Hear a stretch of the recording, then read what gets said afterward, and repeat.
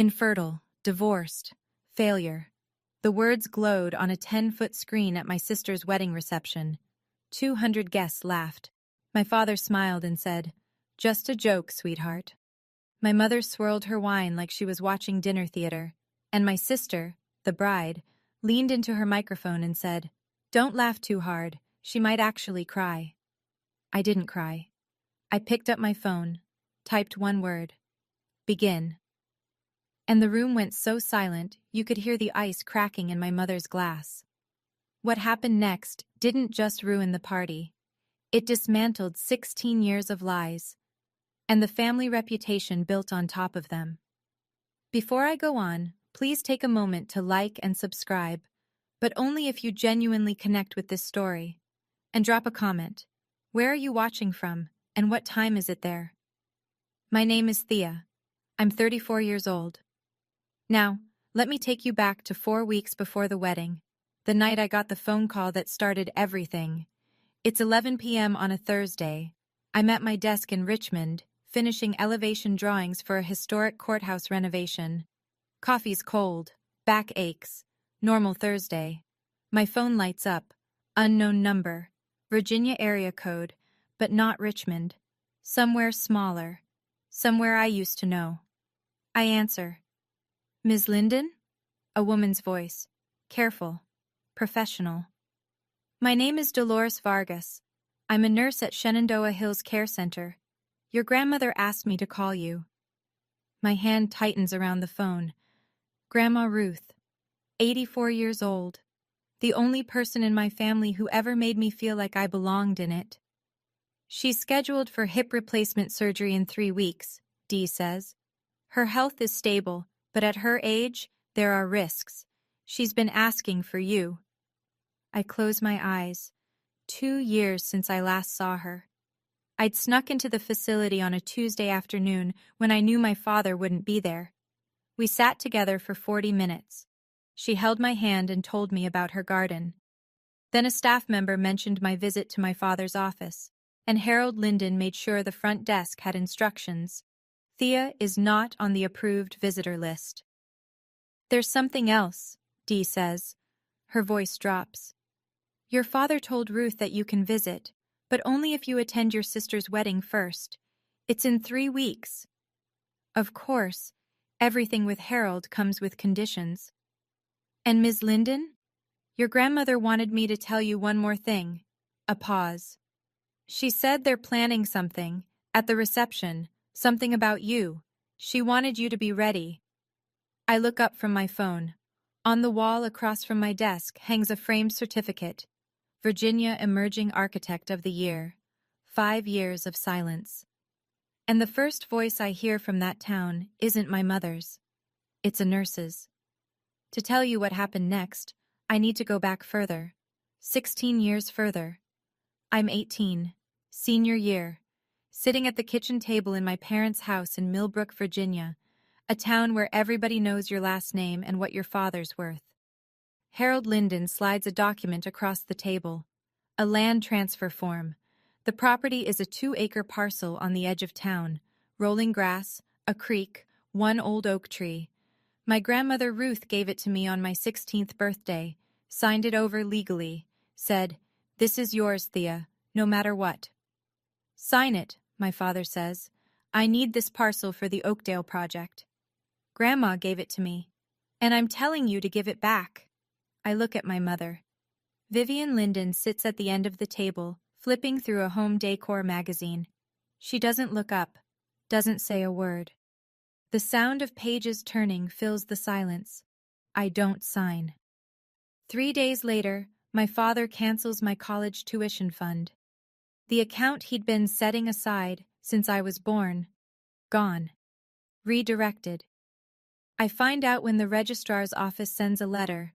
1 week after that, Harold stands in the foyer with his arms crossed. You walk out that door, you don't come back. My little sister Paige, 11 years old, watches from the top of the stairs. She doesn't say anything either, she just watches. I leave with 1 duffel bag and $43 in my checking account. That night, Harold tells the neighbors. She dropped out, ran off with some boy, broke her mother's heart. None of it was true. But in Millbrook, my father's word was the only one that mattered. Here's what happened after the door closed behind me. I slept in my car for 2 weeks, worked the counter at a gas station outside Charlottesville, got my GED at 19 while waitressing double shifts at a diner that smelled like bacon grease and bleach, applied to community college, transferred to Virginia Commonwealth University on a need-based scholarship, studied architecture because I liked the idea of building things that lasted, things that couldn't be taken away with a signature. I graduated at 23. Nobody came to the ceremony. I wore my cap and gown, walked across the stage, and shook the dean's hand. Then I went home to my studio apartment and ate takeout on the floor. At 24, I married Drew Halpern, a man I'd met through Harold's old business network before I was cast out. He was 12 years older, charming in public, suffocating in private. He managed my bank account, screened my phone calls, and told me which friends I was allowed to keep. A smaller, quieter version of my father. I got out at 27. At 28, a doctor told me I couldn't have children. A medical fact. I processed it alone, in a clinic waiting room with fluorescent lights and a 2-year-old magazine. Somehow, Paige found out. Drew had stayed in touch with my family after the divorce. He'd always liked having leverage. Now I'm 34, senior architect at Mercer and Hollis in Richmond. I design restorations of historic buildings, courthouses, libraries, theaters. My professional name is T. Mercer Linden. I kept Drew's name hyphenated because the architecture world already knew it. I didn't hide my life from my family to be dramatic. I just stopped performing for people who'd already decided I was nothing. Nobody in Millbrook knows any of this. The morning after Dee's call, I sit in my office with the door closed. Through the glass wall, I can see my colleague Marcus Cole at his desk, headphones on, running cable management simulations for a museum project. Marcus is 36, ex-Army IT, and the most unflappable person I've ever met. He's also the closest thing I have to family. I call Dee back. How bad is the surgery risk? At 84, with her bone density, the surgeon said there's a real chance of complications. She's strong, but she's not young. Dee pauses. She cries your name some nights. She keeps your letters under her pillow. I press my knuckles against my forehead. My grandmother, hiding my letters under her pillow like contraband. Because in that family, loving me is something you have to do in secret. I have 2 options. Go to the wedding, endure whatever Paige and my parents have planned, see Grandma Ruth, or stay in Richmond, stay safe, and maybe never see her again.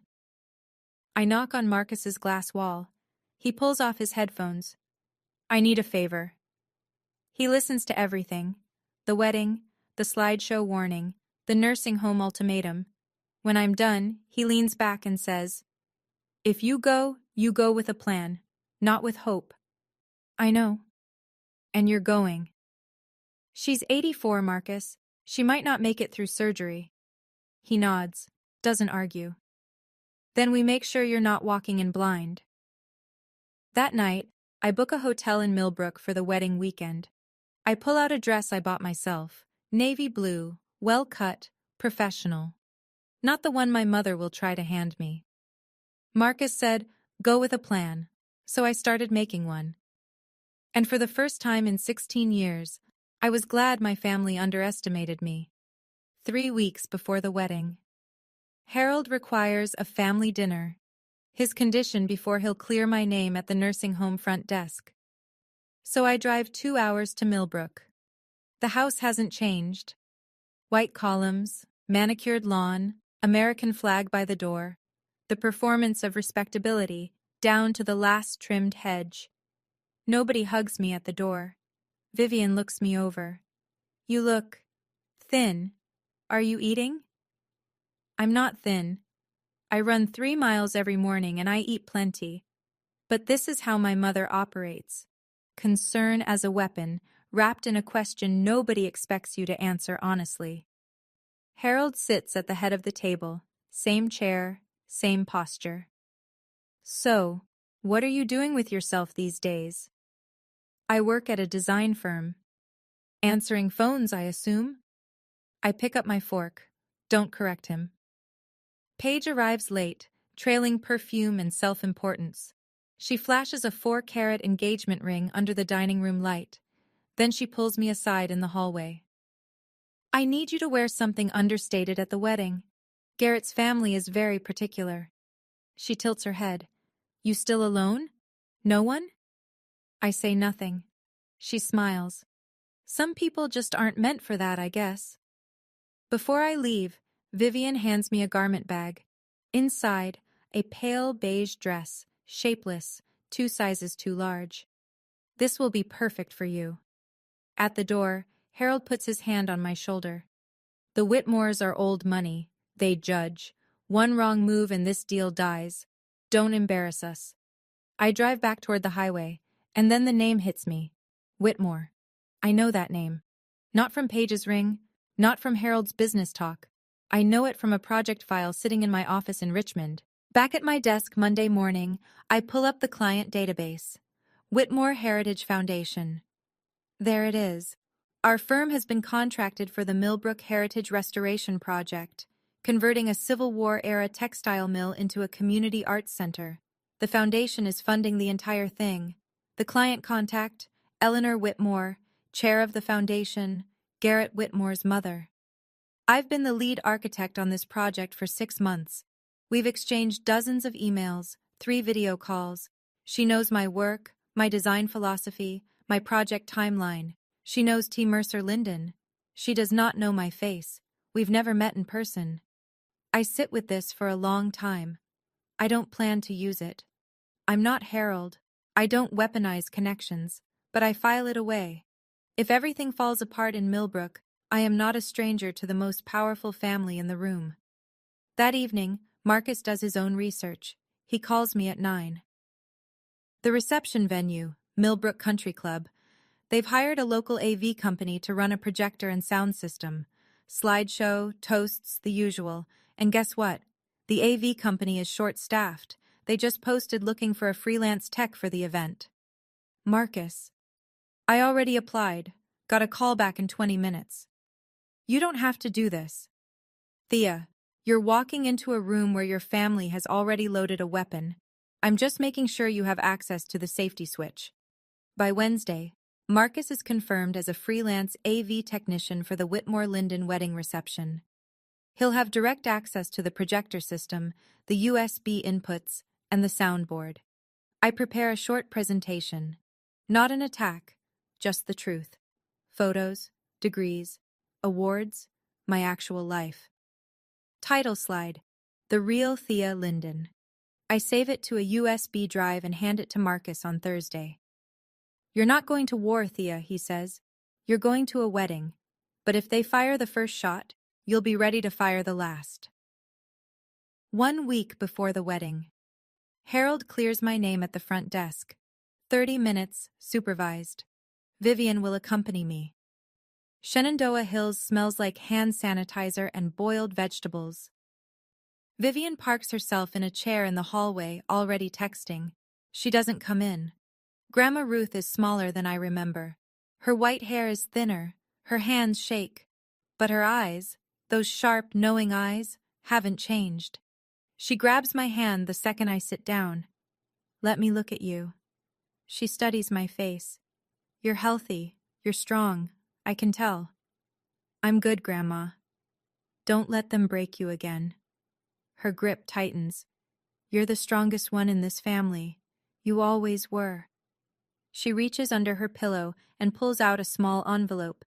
Dee helped her hide it from the staff Harold pays to keep tabs. Inside, a photocopy of a property deed. The 2-acre parcel. My name, clear as day. That land is yours, Ruth says. It always was. Your father never got it transferred. He's been furious about it ever since. I stare at the document. For 16 years, I assumed Harold had found some legal way around my refusal, some technicality, some forged signature. He hadn't. The land was still mine. He tells people it's part of Linden Properties, Ruth whispers, but it's not. He never had the right. A knock on the door. Vivian's voice clipped. Time's up! I fold the envelope into my jacket pocket. I lean down and kiss Ruth's forehead. "That's my girl," she murmurs. I walk out past my mother, who doesn't ask how Ruth is doing. She checks her lipstick and her phone screen and says, "Let's go, I have a fitting." I leave the nursing home with two things: a grandmother's blessing and proof that my father had been lying about more than just me. 6 days before the wedding, my apartment in Richmond. Marcus sits on my couch with his laptop open. On the screen, the slideshow I've built. Slide 1. A photo of me in my cap and gown at graduation. Alone. Smiling anyway. Caption: "No one came to my graduation, I went anyway." Slide 2.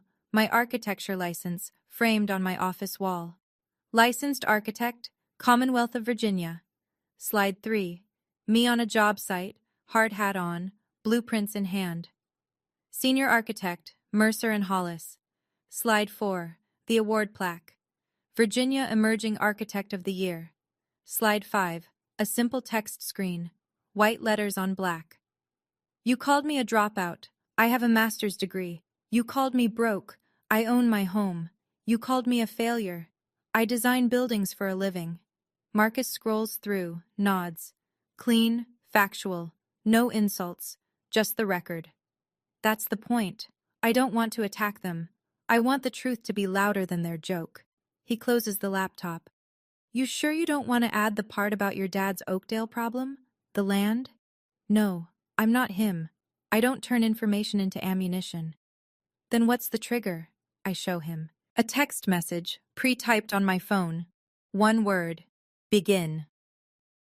When I send it, Marcus switches the USB on the projector from Paige's slideshow to mine. He's already tested the system during setup at the venue. The swap takes 3 seconds.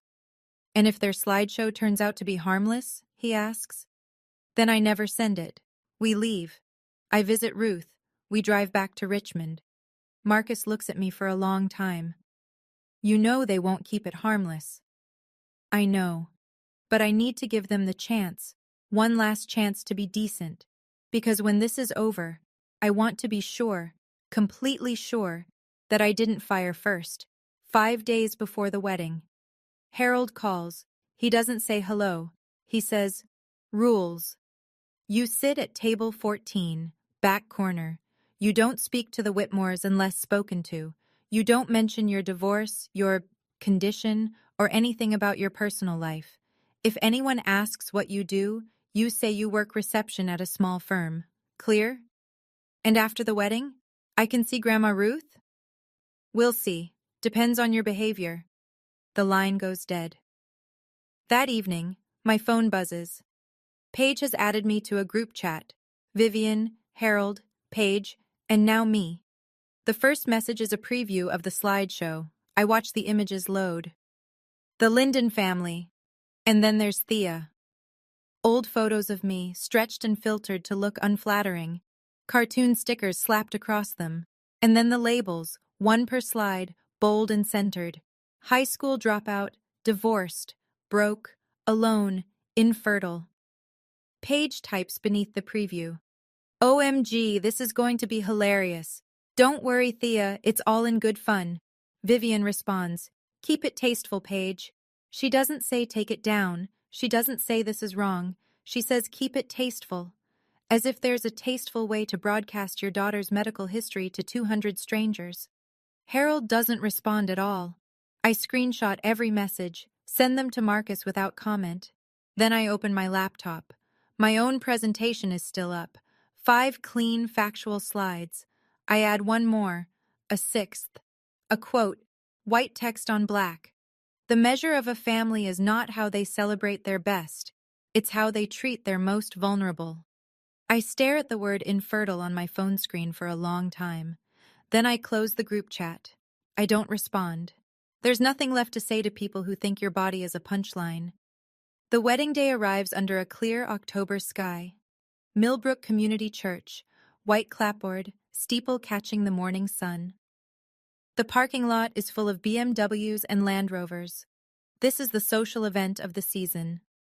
I wear my navy dress, not the beige sack my mother picked out. I'd left it hanging in the hotel closet without a second thought. Inside the church, 200 guests fill the pews. Millbrook's business community, country club members, town council acquaintances, and in the front row, the Whitmores. Eleanor in a deep green jacket, silver hair pinned back, posture like a former dancer. Her husband, Richard, beside her. Distinguished. Reserved. I sit in the last pew. No one greets me. No one offers to scoot over. Harold works the center aisle like a campaign trail. Handshakes, shoulder claps. So proud of my little girl. He doesn't mean me. Vivian floats near the altar in a custom ivory dress, murmuring to a friend. Both my daughters are here today, even the difficult one. She laughs lightly. The friend glances toward the back. I pretend not to notice. An older woman I don't recognize sits 2 rows ahead of me. White hair, floral dress, reading glasses on a chain. She looks at me once, then back toward the altar. I don't think anything of it. The ceremony begins. Garrett stands at the altar looking genuinely happy. He speaks his vows with a tremor in his voice. Paige speaks hers louder, longer, mostly about herself. Across the church I spot Marcus near the side entrance, wearing a black polo with the AV company's logo. He adjusts a microphone cable on the altar. Our eyes meet for half a second. He gives the smallest nod. My father shakes hands like a politician. My mother smiles like a hostess. And I sit in the last row like a ghost they'd invited on purpose. The reception is at Millbrook Country Club. Crystal chandeliers, round tables draped in white linen, a 10 by 6 foot projection screen behind the head table, the smell of gardenias and money. Table 14 is where I'm seated, back corner, next to the kitchen door. Every time a server pushes through, a blast of clattering dishes and shouted orders hits my back. My table mates are distant cousins who've clearly been told nothing about me, and an elderly couple who spend the entire appetizer course discussing their recent cruise. A woman across the table leans in. "And what do you do, dear?" "I'm an architect." "Oh, how nice." She turns to the man beside her and starts talking about kitchen renovations. On stage, Paige takes the microphone for the first toast. She thanks her parents. She thanks the Whitmores. She thanks her college friends, her wedding planner, her florist. Then she looks toward the back of the room, toward me. "And my sister Thea, who managed to show up today." A pause. "That's something, right?" Scattered laughter. The polite kind. The kind where people aren't sure if they're supposed to laugh, so they do anyway. Harold clinks glasses at the head table with Richard Whitmore. They're leaning close, talking numbers. Eleanor sits beside them, polite but measured. She hasn't committed to anything yet. I can tell by the way she holds her wine glass, close, untouched, like a prop. My mother appears at my elbow. Her perfume arrives before she does. "Don't drink too much," she whispers. "Don't talk about yourself, and for God's sake, smile." I smile. Not because she told me to, because in 20 minutes, the slideshow is scheduled to play, and I know exactly what's on it. Right now, I'm sitting at table 14 with a plate of food I can't eat and a family that wishes I'd stayed invisible. But I want to ask you something specific. Have you ever been seated at the back, literally or figuratively, by people who were supposed to love you? Not the kind of exclusion you question, the kind you're told is normal. Tell me in the comments. Because what happens next at this reception, with that screen and those 200 guests, is the reason I'm telling you this story today. Stay with me. The lights dim. Paige's maid of honor takes the microphone with a grin that tells me she's been rehearsing this all week. "And now, a special presentation from the Linden family." The screen flickers to life. Soft piano music plays through the speakers. Baby photos of Paige, gap-toothed smile, ballet recitals, prom. Paige and Harold fishing on a lake. Paige blowing out birthday candles. The Lindens on vacation. Vivian in a sun hat. Harold with his arm around Paige, the ocean behind them. I'm not in a single photo. The room coos. "Ah!" Eleanor Whitmore smiles politely. Richard pats his son's shoulder. Then come the couple photos. Paige and Garrett at a vineyard, at a football game, at Christmas dinner with the Whitmores. Each one earns a round of soft applause. The music shifts, playful. A drum roll sound effect. The screen reads, "And now, let's meet the rest of the family." Paige grins from the head table. She catches my eye across the room and wiggles her fingers in a little wave. Vivian leans back in her chair with the satisfied look of someone who's been waiting for the main course. My stomach drops, not from fear, from certainty, because I know what comes next. Under the table, my phone is already in my hand. The message to Marcus is typed and ready. One word: begin. My thumb hovers over the send button. I make myself a promise. If the next slide is harmless, if it's an old photo with a gentle caption, if it's a real toast, if there's even a scrap of decency in what they've prepared, I won't press it. I'll take the joke. I'll go home. I'll let them have their night. I give them one last chance to be decent. The screen changes. My face fills the frame. An old photo from high school, grainy, unflattering. Across the bottom, bold white letters, high school dropout checkmark. Nervous laughter ripples through the room. A few people glance at me. I keep my face still. Next slide. A cracked heart emoji beside my name. Divorced. The laughter grows. Louder now. The kind that feeds on itself. Next. An animated cartoon of an empty wallet flapping open. Broke. Someone at table 6 snorts into their champagne. Next. A photo of a single place setting. One chair, one plate. Alone. Paige is laughing from the head table. Vivian sips her wine, watching the room like she's scoring the performance. Then the final slide loads. A clip art baby with a red X stamped across it. Infertile. The word fills the 10-foot screen. For a moment, the room goes quiet. The shocked kind. The kind where people realize they've been laughing at something they shouldn't have. Then a few more laughs break through. Uncomfortable, herd following. Paige leans into the microphone. "Don't laugh too hard. She might actually cry." Vivian swirls her wine. Half smile, eyes on me. Harold catches my gaze from the head table. "Just a joke, sweetheart. Lighten up." Eleanor Whitmore is not laughing. I see it clearly from across the room. She sets her glass down on the table with a quiet click. Her jaw tightens.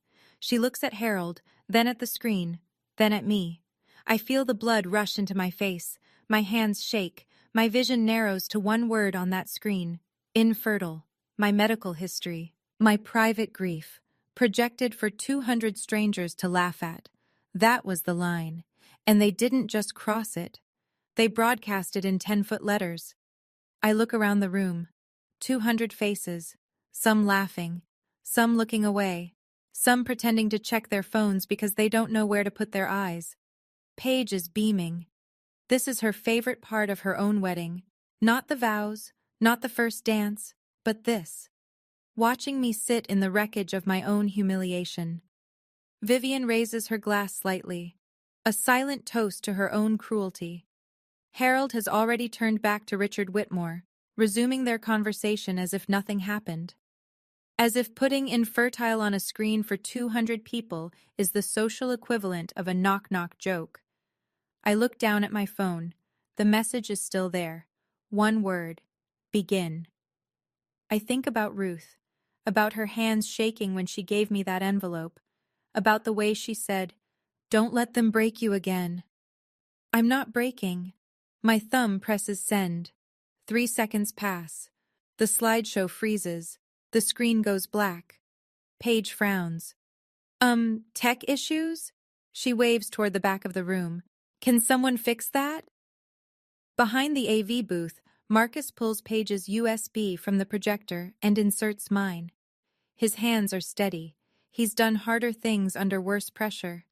The screen lights up again. White text on a dark background. Clean. Simple. The real Thea Linden. The room goes silent. Not the polite kind.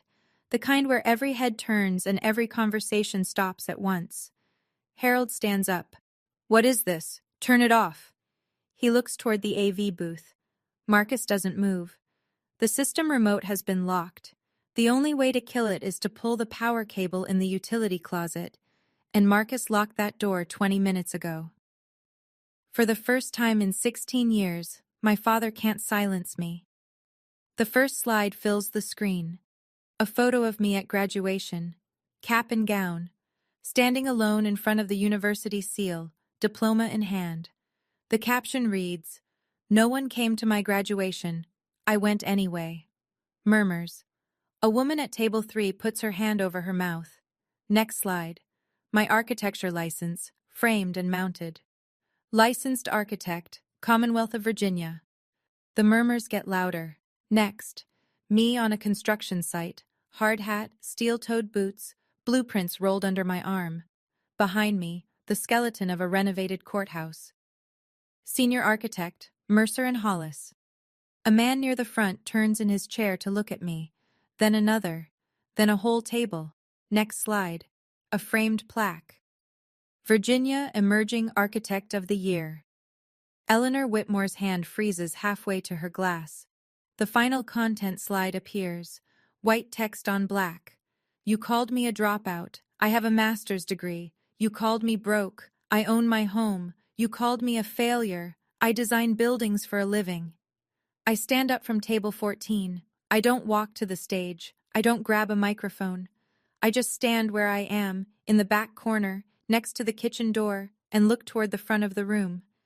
Harold's face is a shade I've never seen, somewhere between fury and fear.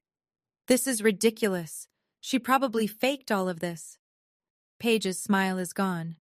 Turn it off. This is my wedding. Vivian sits frozen, her wine glass suspended in midair, her face drained of color. The last slide appears. The quote I added 5 days ago.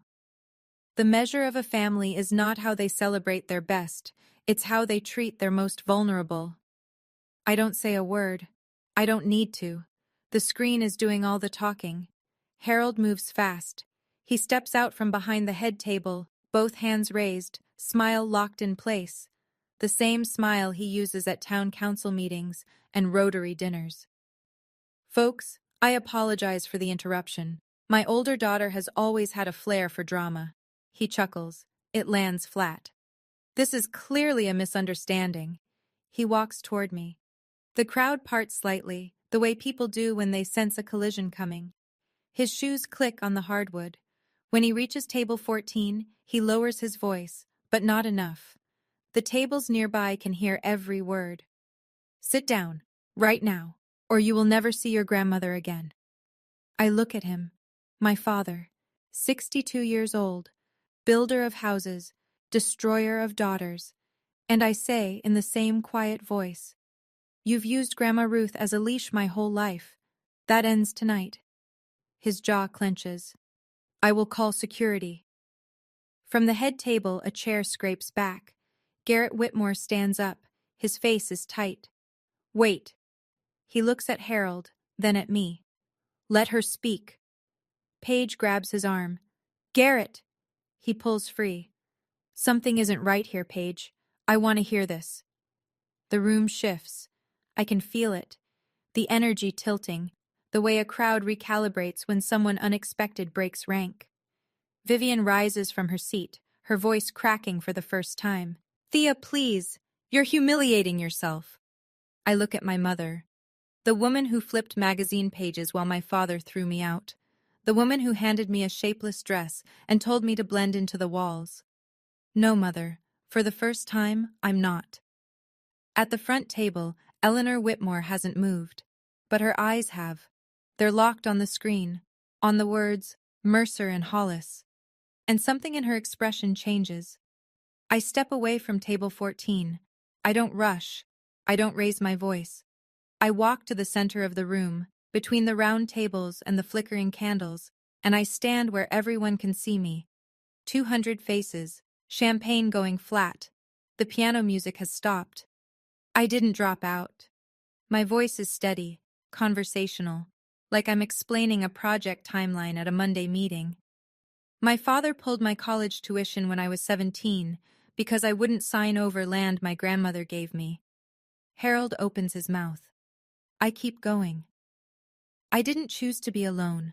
I was told to leave and never come back. I was 18 years old with $43 in a duffel bag. Vivian's hand trembles on her wine glass. My divorce? I married a man my family chose. He was controlling. I got out. That's not failure, that's survival. A woman at table 5 pulls her napkin to her face. Her husband puts his arm around her. And infertile? I look directly at Paige. That's a medical condition, not a punchline. And you put it on a screen for 200 people at your own wedding. Paige's lower lip quivers. She opens her mouth but nothing comes out. I look at Vivian. You helped design those slides, and you gave me a dress meant to make me invisible. I look at Harold. You told me to sit in the back, stay quiet, and not embarrass you.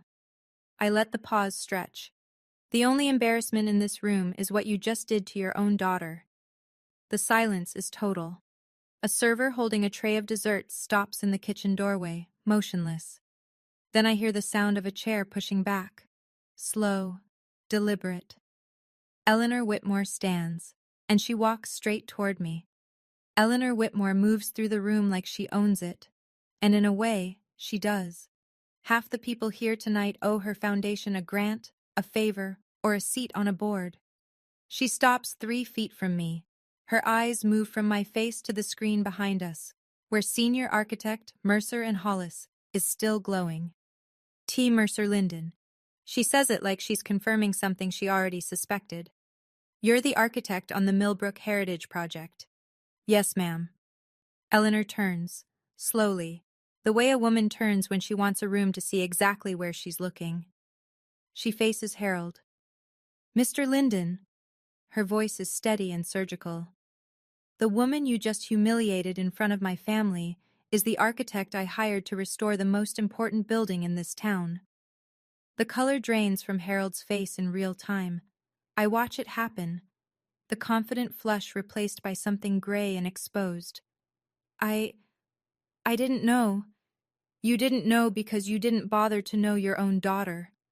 A ripple runs through the room. Whispered words, heads turning. Someone at table 8 pulls out a phone. Paige jumps up from the head table, voice pitched high.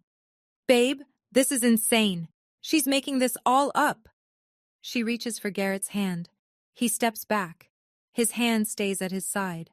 Vivian tries next. She approaches Eleanor with her hostess smile at full power. Eleanor, please, this is a family matter. Eleanor doesn't break eye contact with Harold.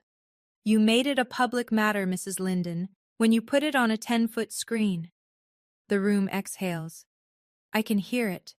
200 people breathing out at once, the collective release of held tension, the recalculation happening at every table. Nobody is looking at the bride anymore. Harold tries to recover. He spent 62 years recovering. It's what he does. Builds back the smile, adjusts the handshake, resets the narrative. Eleanor, let's not overreact. He puts on his country club voice. Warm, reasonable, man to man. Except she's not a man, and she's not buying it. It was a silly joke. You know how families are. I know how my family is, Eleanor says. We don't put our children's medical records on a screen for entertainment. She turns to Garrett. Son, I think we need to have a conversation, privately, tonight. Garrett nods. He's been watching Paige since the reveal. His expression isn't anger. It's something worse. It's reevaluation. He looks at his bride and says, You told me Thea was unstable. You said she had issues, that she was jealous of you. Paige's voice cracks. She is jealous. She's a licensed architect with awards, Paige. And you put infertile on a screen at our wedding. Harold steps toward Eleanor, dropping his voice to a register that probably works in boardrooms. Let's talk about the Oakdale partnership. This has nothing to do with... Eleanor raises her hand. One gesture. That's all it takes. The Oakdale partnership? She repeats it as if tasting something spoiled. Harold, after what I just witnessed, there is no Oakdale partnership. Harold's mouth opens. Nothing comes out. His hand, still raised in a half gesture, drops to his side. Vivian breaks, not gracefully, a sharp, strangled sound that might be a sob. This can't be happening. She says it to no one. She says it to the tablecloth. I stand in the center of the room. I don't smile. I don't nod. I don't celebrate. I just stand. For the first time in my life, standing is enough. Harold just lost the Oakdale deal. Paige just lost control of her own reception. And my mother is crying. Not for me. Never for me. For the image. I'm standing in the middle of this room, and for the first time, no one is telling me to sit down. Now I need to know, if this were your family, would you have pressed begin? Or would you have walked away? Drop a 1 for begin or a 2 for walk away in the comments. And stay with me, because what happens after this moment is something I never planned for. Paige is a fast learner. She grew up watching our mother pivot from cruelty to composure in under 5 seconds, and now she deploys the same skill. Her face crumbles, not gradually, all at once, like a switch. Tears spill down her cheeks. She rushes to the center of the room, hands pressed to her chest. This is my day! Her voice breaks perfectly. She always does this. She has always been jealous of me. She turns to the crowd, mascara streaking. I invited her because I wanted her here. The slideshow was supposed to be funny. She's twisting everything. A few guests shift uncomfortably. There it is. That hesitation that predators rely on. The moment where onlookers wonder, maybe the crying woman is the real victim. Paige spins toward Garrett. You're choosing her? On our wedding day? Vivian rushes to Paige's side, wrapping an arm around her. My baby. They're attacking my baby. She looks at Eleanor with wet eyes. Can't you see what's happening? For a second, just a second, I feel the room tilt back toward them. Tears are powerful. A bride crying at her own wedding is powerful. I see doubt flash across a few faces. Then Eleanor speaks. She doesn't raise her voice. She simply takes out her phone, glances at the screen still glowing behind us. Funny? She reads from the slides. Infertile. Failure. Alone. She looks at Paige. Which part was the joke, dear? The doubt evaporates. The room resettles, like a jury that considered a different verdict and decided against it. Paige's tears are still falling, but they've lost their power. She's ruining my wedding! I don't shout. I don't match her volume. I just say, I didn't make the slideshow, Paige. You did. Eleanor isn't finished. She turns back to Harold, and this time, her voice carries the flat precision of a woman who manages a multi-million-dollar foundation. The Oakdale Project. You told us the land was fully consolidated under Linden Properties. Every parcel accounted for. Harold stiffens. It is. I wasn't planning this. I didn't rehearse it. But I hear the words Oakdale and fully consolidated, and something clicks into place. The envelope in my pocket, the deed Ruth pressed into my hands 1 week ago. Actually, I say, it's not. The room turns to me. I reach into my jacket and pull out the folded photocopy. The center parcel, the one my grandmother gave me when I was 16, is still in my name. I have the deed right here. Harold's face goes rigid. Not the public rigidity of composure, the private kind.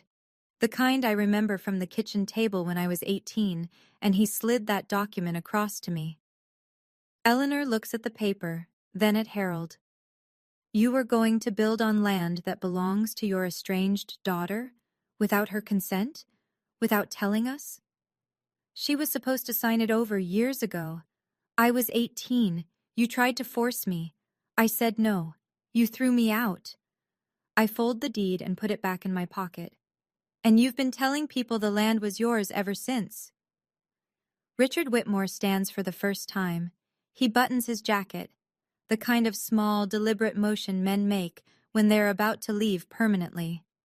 Eleanor meets Harold's eyes one final time. Mr. Linden, I think we're done here. Harold turns to me. His voice drops to something raw and small. You ungrateful. Garrett steps forward. Enough. His voice is sharp and final. That's enough, Mr. Linden. Something in Vivian fractures.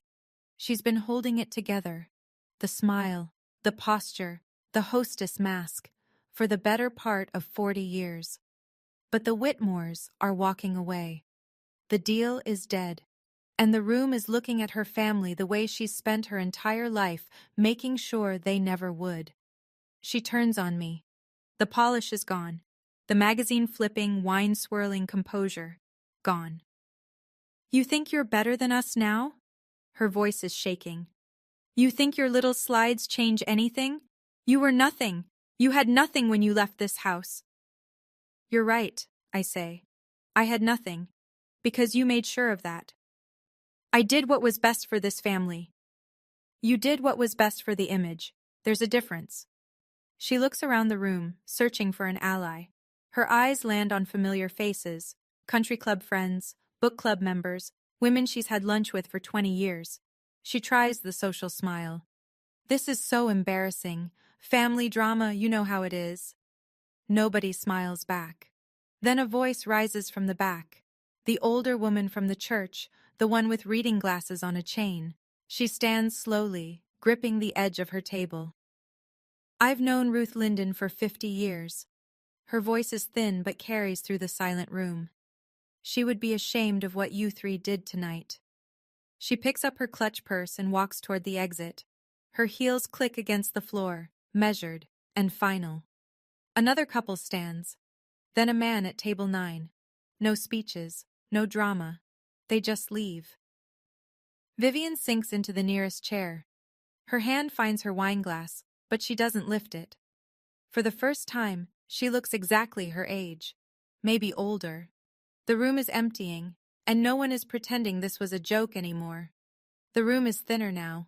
Empty chairs scattered among the remaining guests. The gardenias are wilting under the heat of the chandeliers. Paige sits alone at the head table. Garrett stands with his mother near the side door. Harold hasn't moved from the center of the room, hands at his sides, staring at the floor. I look at what's left. My family. This room. 16 years of silence, ending here, between dessert plates and half-empty champagne flutes. I don't go to the microphone. I don't need it. My voice carries just fine in a room this quiet. I didn't come here to ruin your wedding, Paige. I look at my sister. I came because Grandma Ruth asked me to, because even after everything, she still believes this family can be better. Paige's head drops. I don't hate any of you. I look at Harold, at Vivian. But I am done being your punchline. I'm done earning the right to exist in this family. Harold's eyes finally lift to mine. They're red. I've never seen that before. If you want me in your life, it starts with respect. Not conditions, not performances. Respect. I pick up my clutch from table 14. I straighten my navy dress, the one I bought myself. And if you can't do that, then this is goodbye. I walk toward the exit. Past Harold, he doesn't look up. Past Vivian, she's staring at the tablecloth. Past Paige, she turns her face away. At the door, a voice stops me. Ms. Linden? I turn. Eleanor Whitmore is standing near the coat check. Her green jacket is already on. Her car keys are in her hand. Monday morning. My office. We have a project to finish. I nod. She nods back. And I walk out into the October night. The parking lot is half empty. Most of the early leavers are already gone. I sit in my car with the engine off, hands on the steering wheel, staring at the country club entrance. A tap on the window. Marcus, still in his AV company polo, holding 2 gas station coffees. I unlock the door. He slides into the passenger seat and hands me one. You okay? No. I wrap both hands around the cup. But I'm better than I've been in years. We sit in silence for a while. Through the windshield, I can see figures trickling out of the club, couples walking fast. A man loosening his tie. Nobody's laughing. My phone buzzes. Garrett. I'm sorry for what my wife's family did. Paige and I need to talk. I don't know where this goes. Another buzz. D. Your grandmother saw everything. Someone's niece was live streaming the reception to a family group chat. Ruth watched the whole thing. She's laughing. She says, "That's my girl." I close my eyes. Ruth, in her nursing home bed, watching her granddaughter stand up in a room full of people who tried to make her invisible. Laughing. Proud. One more. Eleanor Whitmore. I've informed my team about the Oakdale land situation. Harold will not be building on your property. We'll find another partner for future development. I type back to Eleanor. Thank you. To Dee. Tell her I love her. To Garrett. I'm sorry too, for all of it. I don't respond to Harold, or Vivian, or Paige. There's nothing to say that wasn't said in that room. Marcus starts the car. Where to? Hotel, then home tomorrow. He pulls out of the parking lot. In the rearview mirror, the country club shrinks. Millbrook is a small town, and small towns do what they do best. They talk. The week after the wedding, Millbrook rearranges itself. I hear this secondhand, from Dee mostly, and from Marcus, who has a talent for monitoring small-town Facebook groups. Vivian is removed from the Millbrook Autumn Gala Planning Committee. No formal announcement, just a quiet email from Eleanor's assistant. We're restructuring the committee this year. Thank you for your past contributions. Vivian calls 3 board members. None of them pick up. Harold loses 2 minor business partners within the first 10 days. A property developer in Staunton pulls out of a joint venture, citing alignment concerns. A local contractor who'd been loyal for 15 years sends a polite letter about pursuing other opportunities. Linden Properties doesn't collapse. Harold's too entrenched for that. But the cracks are visible, and in a town where reputation is currency, cracks spend fast. Paige and Garrett. Garrett asks for couples counseling. Paige refuses. She calls it an insult. By the second week, Garrett packs a suitcase and moves into his parents' guest house. They're not divorced, but they're not together. The book club that Vivian has hosted every third Thursday for 11 years quietly relocates to someone else's living room. No one tells her. I don't follow any of this in real time. I'm in Richmond, back at my desk, back at my drafting table. I have a courthouse renovation to finalize and a heritage project to present. Marcus reads me a post from the Millbrook Community Facebook page while we're eating lunch. Someone shared a photo of the slideshow screen with the caption, "This happened at the Whitmore Linden wedding. Shame on the Lindens." 87 reactions, 42 comments. You didn't do this to them, Marcus says, closing his laptop. I know. They did this to themselves. You just stopped covering for it. I eat my sandwich. It tastes better than anything served at table 14, 3 weeks after the wedding, a Tuesday evening. I'm reviewing blueprints for the Millbrook Heritage Project. Eleanor's foundation wants the presentation ready by month's end. My phone rings. Harold. I almost don't answer. Then I pick up. He doesn't start with an apology. He starts with an offer. The land. Name your price. Let's end this like adults. The land isn't for sale. It was Grandma Ruth's gift to me. It stays mine. You're destroying this family over a piece of dirt? You destroyed this family over a piece of dirt 16 years ago, when you chose a parcel over your daughter. Silence. Long. The kind that lives on the phone line like static. I did what I thought was right, he says finally. So did I. And here we are. Another pause. Then his voice changes. Softer, almost human. Your grandmother is no longer your bargaining chip. I keep my voice level. I've contacted Shenandoah Hills directly. I'm listed as her secondary emergency contact. I can visit whenever I want. You don't get to use her against me anymore. I hear him breathe, in and out, the sound of a man realizing that the last lever he had has been removed. You always were the stubborn one, he says. I learned from the best. I wait for more. An apology. a confession. A crack in the wall he spent 62 years building. Instead, he hangs up. I set the phone down on my desk. My hands aren't shaking. My heart rate is normal. There was a time when a phone call from Harold Linden would have sent me spiraling for days, replaying every word, wondering if I'd been too harsh, too ungrateful, too much. That time is over. I go back to my blueprints. 2 weeks after Harold's call. A Sunday morning. I'm making coffee when my phone lights up with Paige's name. I let it ring 3 times before I answer. Old habit. Bracing. But the voice on the other end doesn't sound like Paige. Not the Paige I know. The one who wiggles her fingers and puts infertile on a screen. This voice is flat, tired, stripped of performance. Garrett moved out. Mom won't stop crying. Dad won't talk to anyone. I sit down at my kitchen table. I don't interrupt. The slideshow was wrong. I know that. She stops, starts again. I don't know why I did it. I've been doing things like that my whole life and nobody ever told me to stop. Because they were too busy doing it to me. A shaky exhale. Yeah. Silence. I don't know who I am without being the favorite, she says. And it's the most honest thing my sister has ever spoken. I could be cruel here. I could list every time she twisted the knife. Every holiday she was celebrated while I was erased. Every lie she inherited from our parents and polished into her own weapon.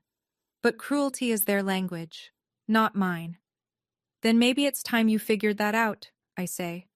Without me as the punching bag. Can we start over? I don't know, but we can start with you talking to someone. A professional. Not mom, not dad. Someone who'll actually tell you the truth. A long pause. Okay. Neither of us says I love you. Neither of us says goodbye. We just sit on the phone for another few seconds, breathing, and then the line goes quiet. I set the phone down. Look out the window. The morning light is pale gold on the trees outside my apartment. No tears, just tired, but lighter than before.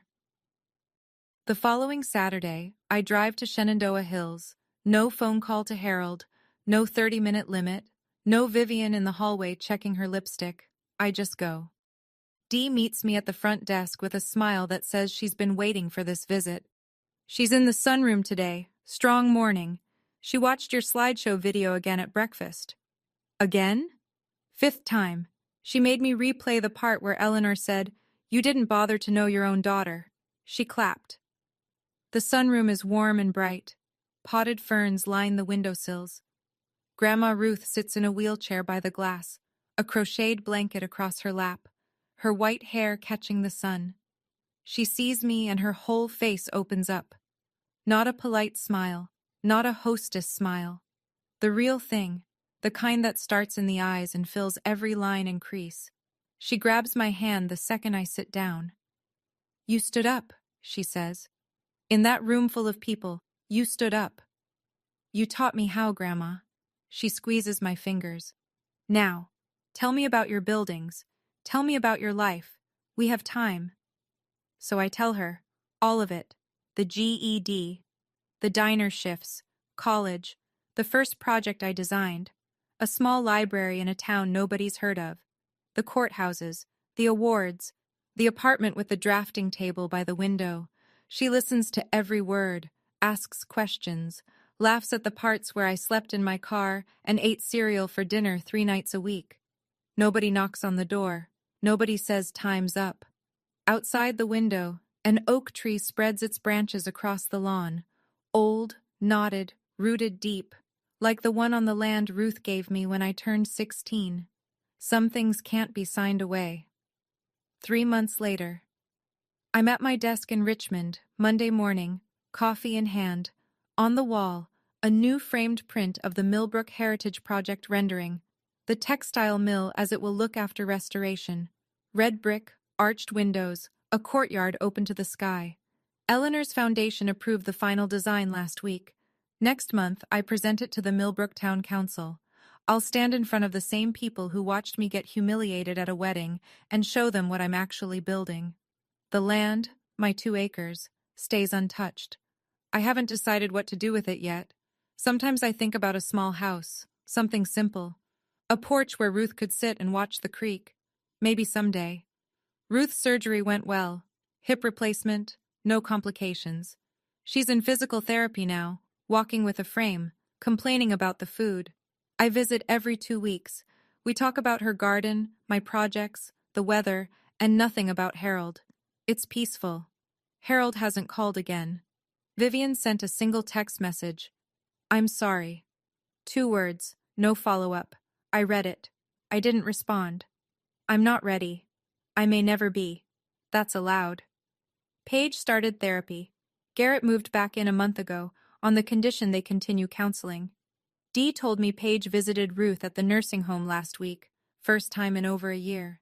She brought flowers. Ruth said Paige looked different, quieter. I don't know what that means yet, but it's something. Marcus and I are working on a new project together, a historic schoolhouse in the Shenandoah Valley. Small budget, big heart, the kind of work that reminds me why I chose this career. I eat breakfast alone most mornings. Coffee, toast, the news. But alone isn't the same as lonely. I learned the difference when I stopped sitting at table 14. This morning I stand in front of my bedroom mirror. Navy blazer, white blouse, hair pulled back. On my dresser, the invitation to the Millbrook Town Council presentation. My name printed in clean black type. Thea Linden, AIA, Senior Architect. Not T. Mercer Linden. Not Drew's name. Not a hyphenation for professional convenience. Just mine. I pick up the invitation and run my thumb across the letters. 6 months ago, I sat in the last row of a church and watched my father shake hands like he owned the world. 4 months ago, I stood in a banquet hall while my body was turned into a joke for 200 people. Today, I'm driving back to Millbrook, but I'm not going to the old house. I'm not going to beg for a seat at anyone's table. I'm going to the textile mill, the one I'm rebuilding from the foundation up. Brick by brick, beam by beam, the way I rebuilt everything else. They called me infertile, divorced, failure, dropout, broke, alone. I am some of those things, and none of them define me. You don't need your family's permission to have a life worth living. You just need to stop asking for it. I take my keys. I walk out the door. The October sun is sharp and clean, the way it gets in Virginia when the leaves are turning and the air smells like wood smoke in cold mornings. I drive west, toward Millbrook, toward the building I'm restoring for a town that doesn't know my whole story yet, but will. The road stretches ahead, the mountains rise blue in the distance, and I'm not going home. I'm going to work. That's my story. And if you've made it to the end, I think some part of it belongs to you too. So here's what I want to ask. Don't just tell me how you felt. Tell me what you're going to do differently after hearing this. Set one boundary this week. Just one. If you chose begin earlier, hit subscribe. I'll be sharing another story soon that will make you rethink everything you thought you knew about family loyalty. Check the description for more stories like this one. Thank you for being here. It means more than you know.